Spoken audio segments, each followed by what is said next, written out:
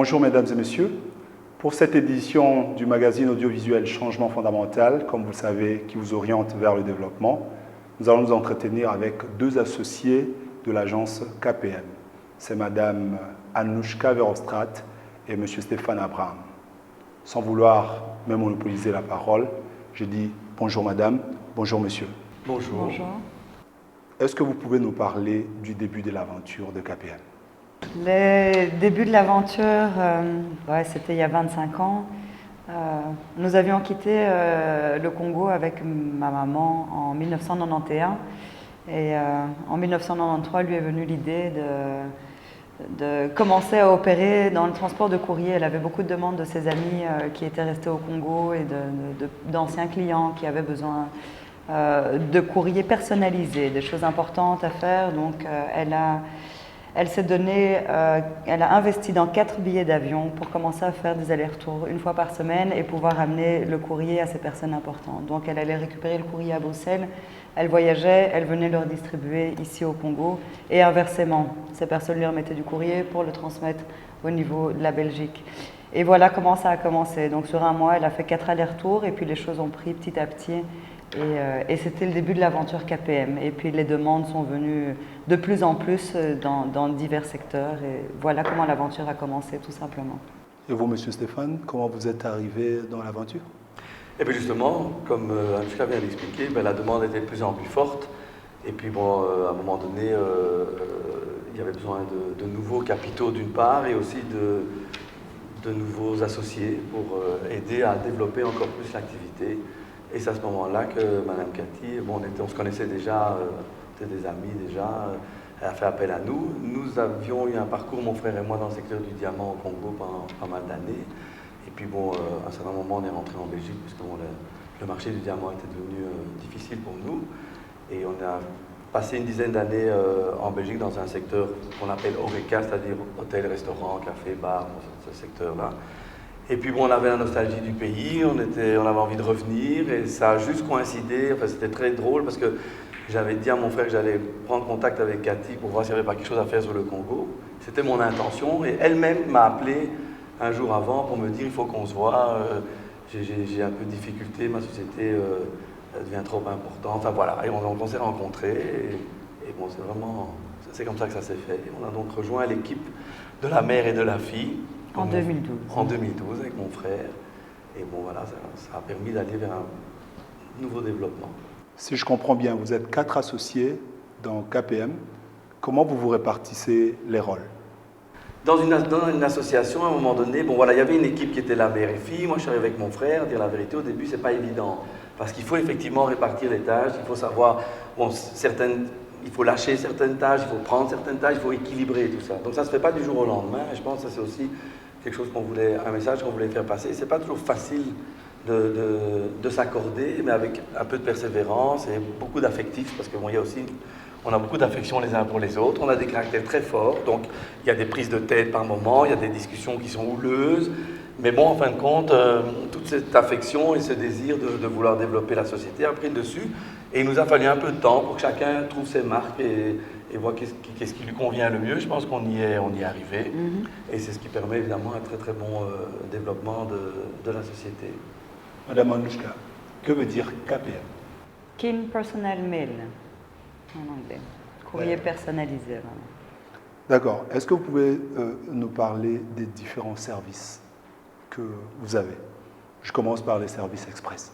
Le service express est un service dans lequel je pense qu'on peut dire qu'on est les leaders. Effectivement, on peut assurer au jour d'aujourd'hui 3 rotations par semaine, c'est-à-dire que 3 fois par semaine, les marchandises viennent de l'Europe principalement pour être distribuées aux familles ici. C'est surtout des aides que les familles qui se trouvent en Europe envoient aux familles ici. Donc on est quand même très fiers de pouvoir participer à ça aussi, à l'aide extérieure et de ramener ça vers nos confrères congolais ici. Donc voilà, 3 fois par semaine, tout ce qui est express, petits vivres frais, médicaments, on peut l'assurer. En dehors de ça, on a 1 fois par semaine l'envoi qu'on appelle cargo. Donc là, ce sont pour des marchandises un peu plus importantes, plus lourdes, qui ne permettent pas d'être transportées en bagages accompagnés, comme on dit. Donc là, on l'assure 1 fois par semaine, le délai est d'1 semaine pour la livraison ici à Kinshasa.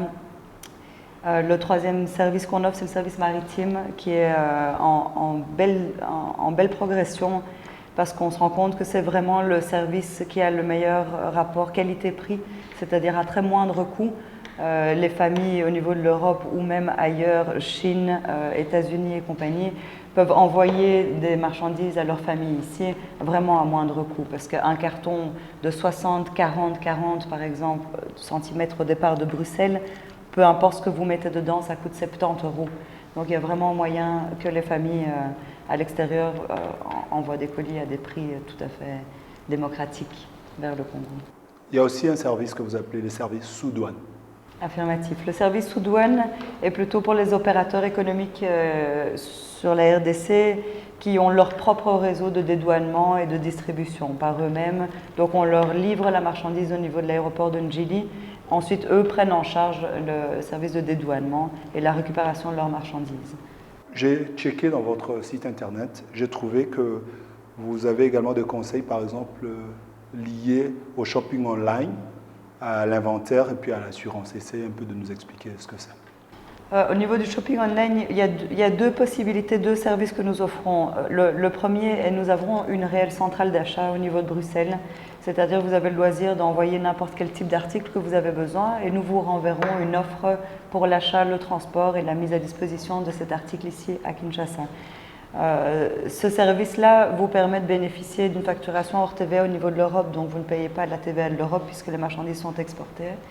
Et ça permet surtout au consommateur qui n'a pas le moyen de paiement lui-même en ligne de pouvoir faire le paiement en local ici et nous on s'occupe de faire les achats. Le deuxième service qui est le shopping online, c'est celui qui a une carte de crédit ou un moyen de paiement en ligne. Il peut aller sur n'importe quel site internet qui se trouve à sa disposition et utiliser alors une de nos adresses, peu importe laquelle, une de nos agences représentées en Belgique, en France, aux États-Unis, en Chine, en Afrique du Sud. Et là, ils font leur achat en ligne et directement, ils utilisent donc notre adresse pour la livraison. Et là, nous, on permet de faire comme un point relais, c'est ce qu'on appelle. Donc, nous sommes point relais entre le fournisseur et l'acheminement jusqu'au Congo. Oui, mais par rapport à la douane, nous savons ce que c'est la douane ici dans notre pays. Oui. Comment vous faites pour ne pas avoir toute la charge du coût douanier sur vous? Mais disons qu'on l'a finalement cette charge parce que notre but n'est pas de tricher de toute façon. Donc avec les années d'expérience et la collaboration que nous avons avec les services de la DGDA, on a pu faire une évaluation, je vais dire, des valeurs que nous importons. Et sur base de cette évaluation-là, nous avons réussi à équilibrer un tarif et à le répartir sur l'ensemble de nos importations, ce qui permet quand même à l'État de ne pas y perdre et ce qui permet à certains clients de bénéficier effectivement d'un coût préférentiel puisqu'on prend l'enveloppe de nos importations, donc la totalité de nos importations avec un prix moyen. Monsieur Stéphane, vous avez des fois à contrôler les marchandises qu'on vous demande de transporter? Oui, bien sûr. En fait, la loi ne nous oblige pas, mais nous autorise à faire le contrôle. Bon, il est évidemment impossible de contrôler systématiquement tout ce que nous recevons, mais bon, effectivement, on a avec l'habitude la possibilité de faire des coups de sonde et de vérifier un petit peu qu'est-ce qu'on transporte quand on a des colis qui nous paraissent suspects. Donc on collabore avec les autorités policières et douanières, tant dans les pays où nous avons nos agences qu'en RDC pour les problèmes de marchandises illicites que de temps en temps certaines personnes malveillantes essayent d'envoyer. Il faut dire aussi que au niveau de la Belgique, il y a tout un service de contrôle des douanes. Nos palettes sont contrôlées par les chiens qui viennent sur place renifler, les chiens renifleurs, pour vérifier s'il n'y a pas essentiellement de la drogue. On fonctionne dans les règles de l'art. Je voulais juste revenir aussi une petite seconde sur ce qu'Anouchka a dit pour vous montrer un peu la progression de CAPEM, parce que c'est ça qui est important. Donc, King Personal Mail, du courrier, des petits colis. On a commencé avec Cargo. Bon, nous, quand le maritime est venu après, parce qu'en fait, on a assisté à une réunion dans laquelle on nous a expliqué, on a démontré que la grosse partie du transport international se faisait par maritime. Et effectivement, on s'est dit à ce moment-là qu'il était intéressant qu'on ajoute cette branche au service qu'on peut donner à la population, parce que, comme a dit Anouchka, les coûts sont beaucoup plus attractifs pour la population congolaise. Et c'est un secteur qui s'est donc ajouté, et comme le shopping, tout ça est venu petit à petit, tout ça ajoute à notre panel, voilà, dans l'évolution de la société. Parlez-nous un peu du social dans KPM. Comment l'ambiance qu'il y a entre vous et les personnes avec qui vous travaillez. Oui. Écoutez, je pense que de ce côté-là aussi, on essaye un peu d'innover. On a beaucoup de relationnel avec notre personnel. Bon, il y a une hiérarchie, parce que dans toute société, il y a une hiérarchie, mais on est très ouvert au dialogue. D'ailleurs, on organise des réunions avec notre personnel pour savoir un petit peu comment fonctionne la société. On essaie toujours d'améliorer en ayant des contacts avec eux pour savoir qu'est-ce qu'on peut améliorer, mais de concert. On a restructuré tous les dépôts, mais on l'a fait avec le personnel. On a eu des réunions, on y a réfléchi, on a fait ça ensemble. Donc c'est une société très participative. Et ils savent quand il y a un problème, ils peuvent venir dans les bureaux. Il n'y a pas vraiment une décision qui tombe comme ça sans qu'il y ait un dialogue. Parce que bon, nous ne sommes pas sur le terrain, on n'est pas à tous les niveaux, on en est conscient, et donc on a besoin d'avoir cet échange pour savoir vers quoi on va. Et un autre élément qui est important dont je voulais parler, c'est que nous sommes une société congolaise, et malgré le fait que nous internationalisons, nous avons comme souhait que le cœur et l'âme restent au Congo. C'est pourquoi la communication et le développement du groupe KPM se fait ici à Kinshasa. On n'a jamais transféré à l'étranger. C'est parce que c'est ça qui est l'essence même de KPM.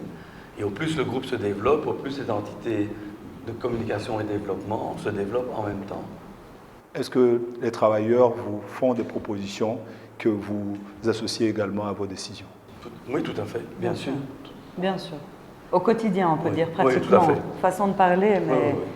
Comme disait Stéphane, on est très ouvert. Et si n'importe qui vient nous dire, là, il y a un problème, ou là, je vois ça, ou là, je vois ça, on doit adapter ça. On sera à 100% à l'écoute pour réajuster, réadapter s'il le faut, bien sûr. Les gens se poseraient la question aussi de savoir mais pourquoi cette passion pour la République démocratique du Congo alors qu'il y a plusieurs pays africains qui pouvaient vous accueillir? Bon, je sais que je n'ai pas la bonne couleur, mais Naza Mwanamboka. Je suis née ici, au Zaïre, à l'époque, à Ngaliema. Mes parents ont grandi ici, mes grands-parents étaient là. Donc, c'est réellement ma terre de cœur. Donc, en 91, lors des premiers pillages, malheureusement, on a dû être rapatriés sur la Belgique. On a fait nos études là, mais en 93, comme je vous disais, maman a recommencé les activités avec la RDC. Donc, on a toujours gardé un lien. Papa était toujours resté ici.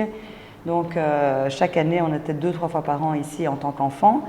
Et puis, en 2006, j'ai eu la joie d'avoir une petite fille. Et je voulais qu'elle grandisse dans les mêmes conditions que moi et qu'elle connaisse ma terre de cœur. Donc, en 2006, je suis réellement revenue m'installer ici pour que ma fille puisse grandir ici, pour que je puisse retrouver mon pays. Donc, ça, c'est pour mon histoire, c'est ça. Donc, c'est réellement ma terre de cœur. C'est viscéral, c'est même difficile à exprimer finalement. Donc, je suis là en présence d'une fille de KPM et fille de la République démocratique du Congo. Du Zaïre. D'accord. Et vous, monsieur? Alors moi, c'est un parcours différent. Je ne suis pas né ici, mais tout petit, j'avais une passion pour l'Afrique subsaharienne, que je ne peux pas expliquer, qui était comme ça. Et donc, j'ai fait des études d'architecture.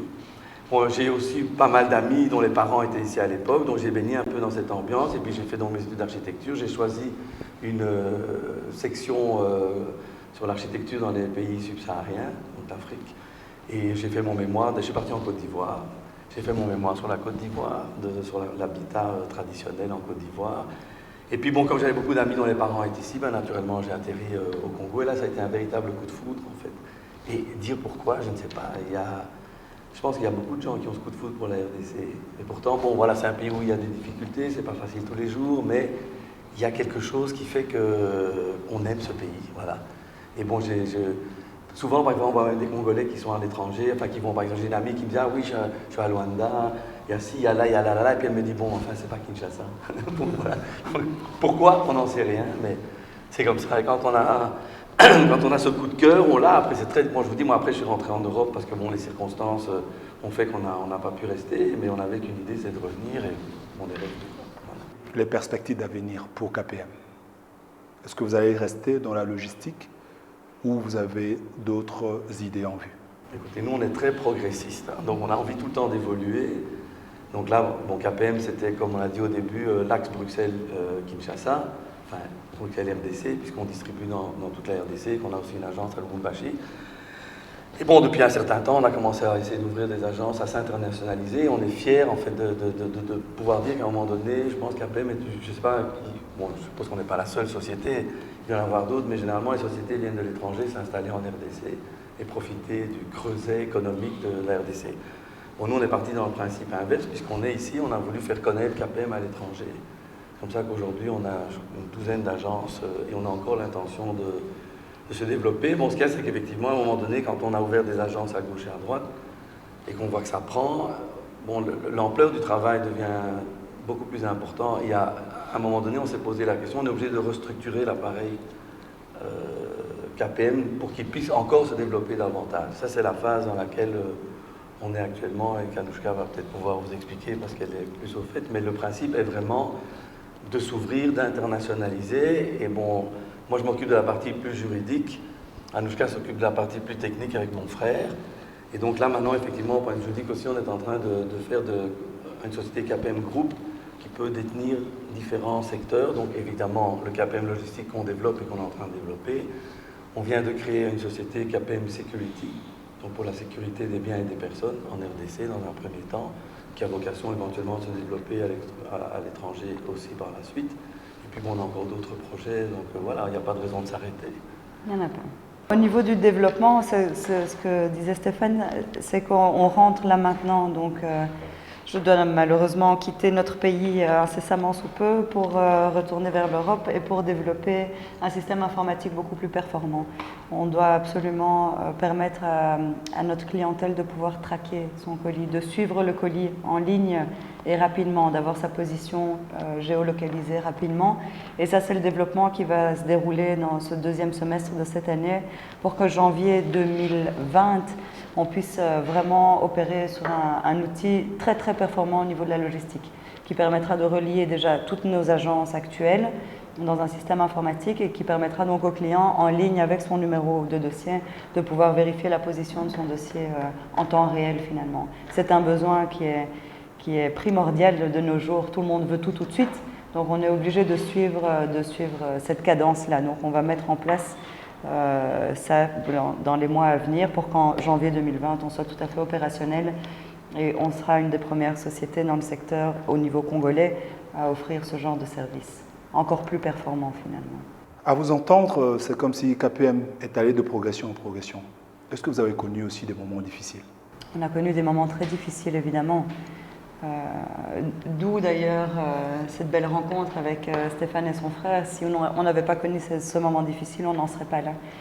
Donc oui, je ne vais pas rentrer dans les détails, mais je pense que dans ces 25 ans de vie déjà, en 25 ans, toute personne ou tout le monde connaît des moments difficiles. Même nous en tant qu'êtres humains, on a un moment où on est malade, on souffre, et puis on se bat, et puis on avance, et puis on remonte, et puis on retombe, et puis... mais on est très persévérant. On est extrêmement persévérant, et comme on a cet amour pour le pays et pour notre travail et pour ce qu'on peut offrir à la population, voilà, on se relèvera toujours. Il y en a qui ont souvent souhaité qu'on tombe définitivement, mais non, on se relèvera toujours parce qu'on a cette volonté de pouvoir mettre notre pierre à l'édifice dans ce pays, d'une façon ou d'une autre. Donc, oui, c'est vrai, parce qu'effectivement, on s'est entré dans les détails quand on est arrivé, la situation était très très délicate, et j'ai pu voir avec quelle énergie et ces deux femmes se sont battues pour remonter leur société, et du coup, bon, voilà, ça aussi ça nous touche, et puis bon, on est arrivé au bon moment, mais pardon, elles ont une grande énergie, une grande détermination, et un courage, et bon, c'est un exemple aussi, parce qu'effectivement, on a tendance à parfois baisser les bras, à penser que je crois qu'il faut être très tenace dans la vie, qu'à partir du moment où on réfléchit, on est bosseur, on peut surmonter les montagnes. On souhaitait aussi rappeler et soulever le fait qu'on a décidé de soutenir une fondation ici, la fondation de Mwimba, Texas, par rapport à l'albinisme. Donc il aide toute la communauté des albinos au Congo principalement, mais ça s'étend un petit peu plus loin, à combattre cette maladie qui est parfois difficilement enfin disons que les perceptions sont très difficiles. Ils subissent beaucoup de pression sociale. Donc nous, à notre niveau, ce qu'on peut faire et ce qu'on a proposé de faire, c'est que les personnes à l'étranger puissent venir nous déposer quelques colis, quelques dons, et que nous transportons gracieusement pour la fondation jusqu'à Kinshasa. Ce qui permet quand même que sur chaque conteneur qui arrive ici au Congo, donc une bonne dizaine sur l'année, il y a automatiquement plusieurs colis qui sont destinés à la fondation Mouimba Texas, que lui, donc Monsieur Texas, s'occupe lui-même de dispatcher pour la rentrée scolaire, pour les fêtes, pour les...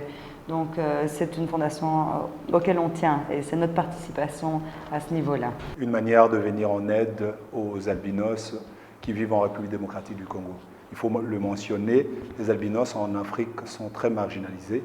Il y a des pays qui carrément les traquent et ils sont même victimes d'assassinats de la part de personnes malveillantes. Nous assistons à des phénomènes, surtout dans notre pays, la République démocratique du Congo, où de jeunes gens pensent qu'il vaut mieux aller ailleurs pour se retrouver. Vous, qui avez créé une entreprise il y a 25 ans et qui aujourd'hui est connue à travers le monde et qui avez encore des idées pour l'avenir, qu'est-ce que vous pouvez chacun prodiguer comme conseil pour cette jeunesse montante de la République démocratique du Congo? Si je peux me permettre, on est sur une terre d'accueil, on est sur une terre d'avenir. C'est que notre pays est un pays richissime dans tous les sens du terme, autant au niveau de la terre que des traditions, que du peuple, que des cultures. Il y a tout à faire et il y a tout à améliorer aussi. Donc il n'y a aucun espoir à perdre, tellement notre terre est merveilleuse. Je parle vraiment du Congo. L'avenir est ici, mais on prend à tous les niveaux. On n'a pas de problème climatique, on n'a pas de tremblement de terre, on n'a pas de catastrophe météorologique finalement qu'on peut connaître dans d'autres pays. Alors certes, le commerce, la justice, il y a encore beaucoup de choses à faire, mais on espère qu'avec ce nouveau gouvernement qui vient nous rejoindre, les choses vont évoluer dans le bon sens et que surtout au niveau justice où il y a vraiment malheureusement beaucoup de lacunes, les choses vont quand même se mettre en place pour que les investisseurs ou même simplement le Congolais d'origine n'ait pas peur de revenir dans son pays pour investir et pour se battre pour développer ce pays. Il faut que nos politiciens aient cette volonté également, mais je pense qu'on y arrive. On y arrive sincèrement et c'est très encourageant finalement. Ok, Monsieur Stéphane, vous pensez que l'effort doit seulement être fait au niveau de politiciens, de la classe dirigeante, ou nous, les jeunes, la population, nous sommes également concernés par le développement en question? Écoutez, je pense que c'est un tout, évidemment. Dans toutes circonstances, tous les éléments jouent. Je pense qu'il est important, comme dit Anouchka, que les politiciens donnent l'exemple, parce que l'exemple vient d'en haut. Et bon, il faut, à partir du moment où on a tout ce potentiel qui est là, et parfois c'est un peu frustrant de voir que tout ce potentiel est là, et qu'on n'en fait parfois pas grand-chose, mais on a besoin d'avoir un cadre politique, un cadre juridique qui soit réconfortant.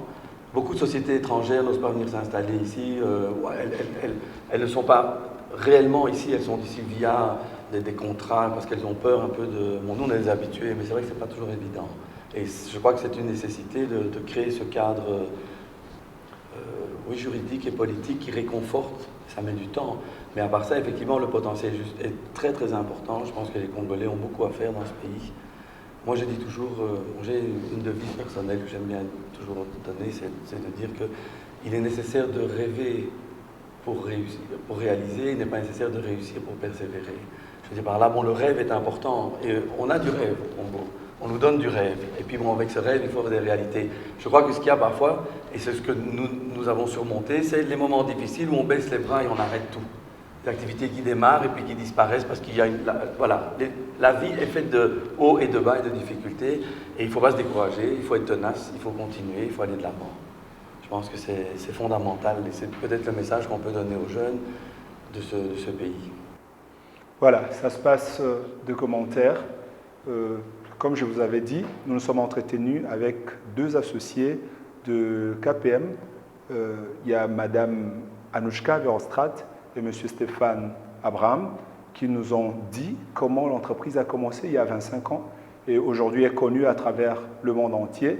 Et l'entreprise a encore de projets d'avenir pour vous dire qu'en République démocratique du Congo, il y a lieu de créer quelque chose et de réussir cette chose-là dans la vie et peut-être d'aller encore plus loin qu'on ne peut imaginer, tellement, comme dit Madame Anouchka, c'est une terre d'avenir.